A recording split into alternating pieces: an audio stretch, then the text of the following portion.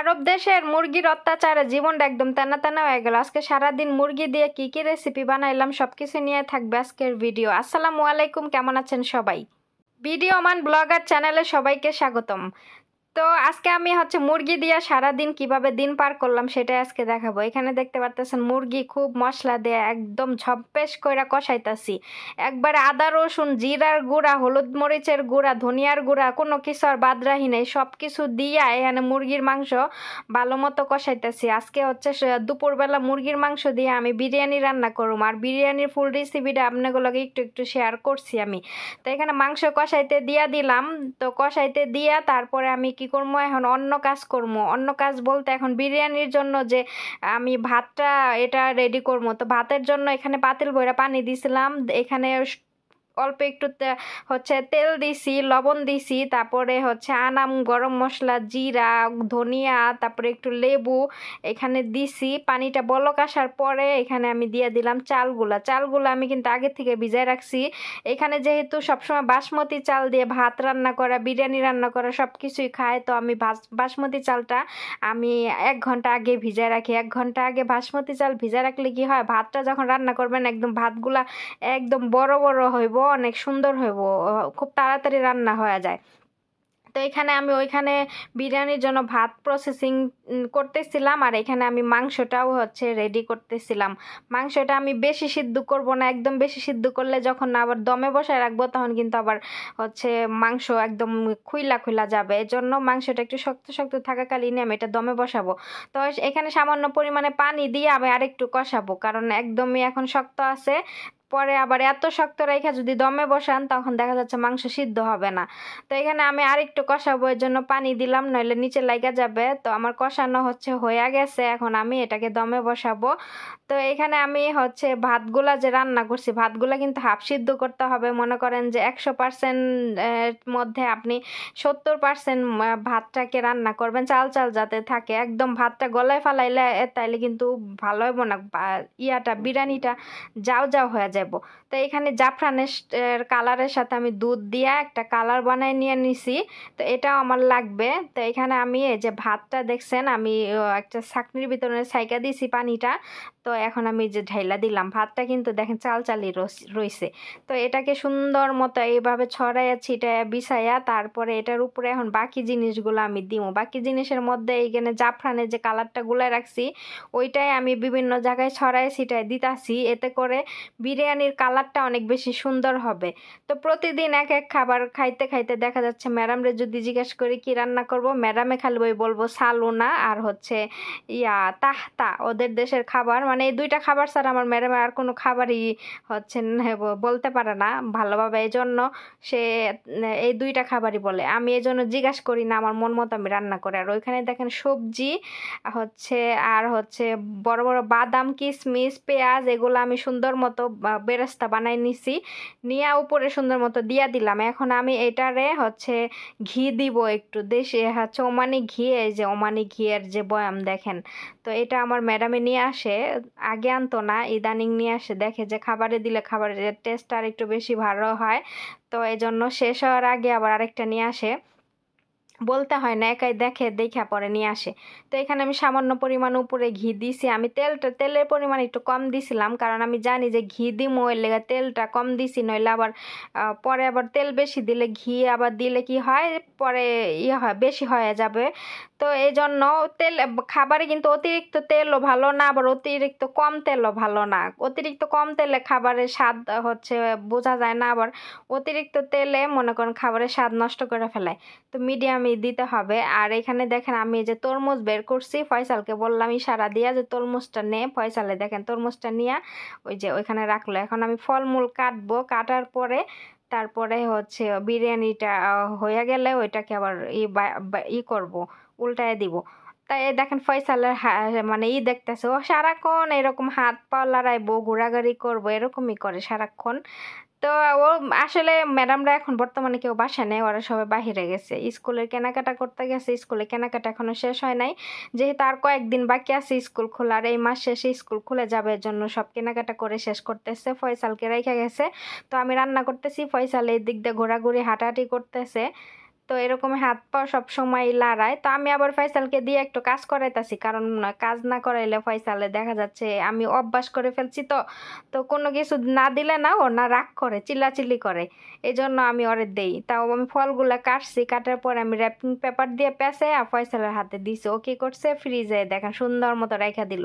তো এই জিনিসগুলা আমি ওরে শিখাই, কারণ আগে শিখাইছি, এখন যদি না দেয় তাহলে রাগারাগি করে। আর এখানে দেখেন আমি মুরগি মাংস আমি হচ্ছে সিদ্ধ করে নিছি। এটা হচ্ছে অন্য অন্য একটা খাবারের জন্য। বিকেলবেলা আজকে আমি হচ্ছে বানাবো, মাংস পিঠা বানাবো। তো এই দেশে মাংস পিঠাকে বলে ফাতায়ের, তো ফাতায়ের বানাবো। তো আচ্ছা, আমার আরবি নিয়ে অনেকে অনেক কথা বলেন যে আমি আরবি ভাষা পারি না, আরবি ভাষা সঠিকভাবে বলেন। আচ্ছা, এখানে ওরা যেভাবে আরবি বলে আমিও সেভাবেই বলি। এখন অন্য দেশে কিভাবে বলে আমি জানি না। যেমন ধরেন না, মুরগির মাংসকে ওরা বলে, মুরগিকে কি বলে জানেন? একটা মুরগিকে ওরা তিনভাবে বলে। মুরগিকে বলে যে দিজাজ, আবার বলে দেগাগ, আবার বলে দিয়াই। হ্যাঁ, তো একটা মুরগিকেই তিনভাবে ডাকে, ঠিক আছে? তো আমিও ওদের মতোই বলি। তা এখন আপনারা বলেন, আমি আরবি জানি না, আরবি বুঝি না। তা আরবি না বুঝলে ভাই এখানে কাজ করি কেমনে? হ্যাঁ, ওরা যেভাবে আমাদের দেশে আছে না যে শুদ্ধ ভাষা অশুদ্ধ ভাষা, বিভিন্ন গ্রামের বিভিন্ন ভাষা, তা আরব দেশেও এরকমই আছে। হ্যাঁ, কিছু কিছু লোকাল আরাবিয়া আছে, লোকাল আরাবিয়াদের ভাষা অন্যরকম। তারপরে এমনি যারা এই দেশের হচ্ছে স্থানীয়, তাদের ভাষা অন্যরকম। শহরের সাইডের ভাষা একরকম, গ্রামের সাইডের ভাষা আরেক রকম। তো আরবি ভাষা পারি না, আরব ভাষা নিয়ে কথা বলতে আসবেন না, ঠিক আছে? কারণ এই ভাষা যদি না পারতাম তাহলে এখানে কাজগুলো করতে পারতাম না। আমার কাজগুলো কি আপনি এসে করে দিয়ে যান নাকি? ওই যে আপনার এক একটা জায়গার ভাষা এক এক রকম, ঠিক আছে? তো আমার অবশেষে বিরিয়ানি রান্না করা শেষ। দেখেন সুন্দর হয়েছে না? মাশাআল্লাহ, অনেক বেশি সুন্দর হয়েছে, আর অনেক বেশি কিন্তু মজা হয়েছিল বিরিয়ানিটা। তো এই যে মানুষের কিছু কিছু কমেন্ট দেখলে অনেক বেশি রাগ হয়, বলে ভাষা পারি না, এটা ওইভাবে ওইটা ওইভাবে। ভাই আপনি যেখানে থাকেন ওইখানের ভাষা হয়তো ওইভাবে বলে। হ্যাঁ, এই যে মানে বসারে কি বলে, যে এখানে বলে ইংলিশ, গিলসি, গায়েদি, মানে ইজলিস, গিলসি, গায়েদি, মানে তিন রকমের, একটা ভাষারে তিনভাবে বলে, ঠিক আছে? তো ওরা যেভাবে বলে আমিও সেভাবে বলি। তা আমার আসছে, আমার ভাষা শিখাইতে আসবেন না, ঠিক আছে? আমি ওদের সাথে কথা বলি এমনিই না, আপনার থেকে আমি শিখা তারপরে এখানে ভাষা বলতেছি না। ওরা, আমি যেই ভাষায় কাজ করি, তারা যেভাবে আমার সাথে ভাষা ব্যবহার করে আমি সেইভাবেই তাদের সাথে ওই ভাষায় কথা বলি। উল্টাপাল্টা কমেন্ট করলে না মিজাজটা গরম হয়ে যায় এগুলার উপরে। হ্যাঁ, ভাষা পারি না তো ভাষা পারি নাকি? তো আপনার কাছ থেকে ভাষা শিখায় আমি এখানে কাজ করি নাকি? মানে রাগ উঠা জায়গায় এইসব কমেন্ট দেখলে। তারপরে এখানে দেখেন দুপুর রান্নাবান্না শেষ করে খাওয়া দাওয়া করে ঘুম দিছিলাম। ঘুমের সময় উঠছি 3:30টার সময়, উঠে রান্না করে আইসা তারপর ওই যে মুরগির মাংসগুলা দেখছেন সকালবেলা প্রসেস করে রাখছি, ওগুলারে হচ্ছে পেঁয়াজ মরিচ, তারপরে বড় ক্যাপসিকাম, মরিচ, মশলা, আদা রসুন, এগুলো সব কিছু দিয়ে ভুনা করে নিতাছি। ভুনা করা শেষ হইলে এখন আমি কিন্তু করছি, ময়দাও মাখায় রাখছি যে বানানোর জন্য, মাংস পিঠা বানানোর জন্য। তো অনেকদিন পর আজকে মাংস পিঠা বানাইতাছি। গতকালকে আমাকে বলছিল ম্যাডাম বানানোর জন্য, কিন্তু গতকালকে মুরগি ছিল না ফ্রিজে, অর্ধেক মুরগি ছিল, অর্ধেক মুরগি দিয়ে হবে না। তো এই জন্য একটা মুরগি লাগবে। পরে গতকালকে ম্যাডামের হাজব্যান্ড মুরগি কিনে নিয়ে আসছে 1 কার্টন। তো আজকে আমি হচ্ছে মাংস পিঠা যে বানাবো। সকালবেলায় বলছি যে আজকে আমি সকালবেলা মাংস পিঠার জন্য অর্ধেক কাজ সেরে রাখবো, আর বিকালবেলা অর্ধেক করবো, তাহলে আমার তাড়াতাড়ি হবে। বিকালবেলা দেখা যাচ্ছে যে মুরগির মাংসগুলো প্রসেসিং করতে গিয়ে আবার আটা এগুলা সেই না বানাইয়া ভাইজা করতে গেলে অনেক বেশি কষ্ট হয়ে যায় একা একা এত কিছু করতে গেলে। তো এই জন্য সকালে অর্ধেক কাজ সেরে রাখছিলাম। তো এই যে দেখেন আটাটা আমি মাইখা রাখছি, ফুইলা গেছে। এখন আমি যে মাংস পিঠা বানাবো। আমি অত বেশি ডিটেলসে আপনাদের সাথে শেয়ার করি নাই, কারণ ডিটেলসে এগুলো অনেক সবাই পারেন, এগুলো শেয়ার করার মতো কিছু নাই। তো এখানে আমি এই যে দেখেন বানাই ফেলছি 2 সেনিয়ে। তো বানানো শেষ আমার। এখন আমি এই যে ফোড়নের ভিতরে আগুন জ্বালায় এটার ভিতরে দিব ফ্রাই করার জন্য।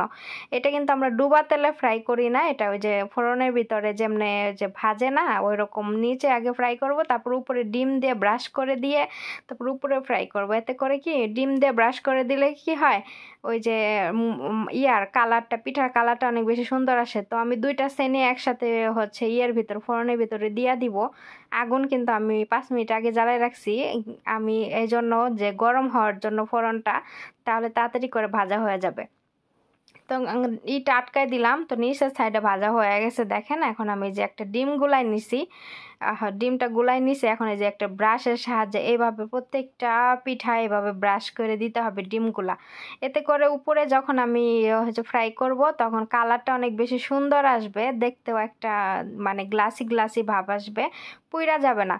যারা ওভেনে তারপরে এরকম ফোড়নে বেক করে না এই যে সব জিনিস, তারা এরকম করে কিন্তু সব প্রতিটাই সে ডিম ব্রাশ করে দেয়। ডিম ব্রাশ করলে এটা কালারটা একদম গ্লাস স্কিনের মতো লাগে, কোরিয়ান গ্লাস স্কিনের মতো দেখা যায়।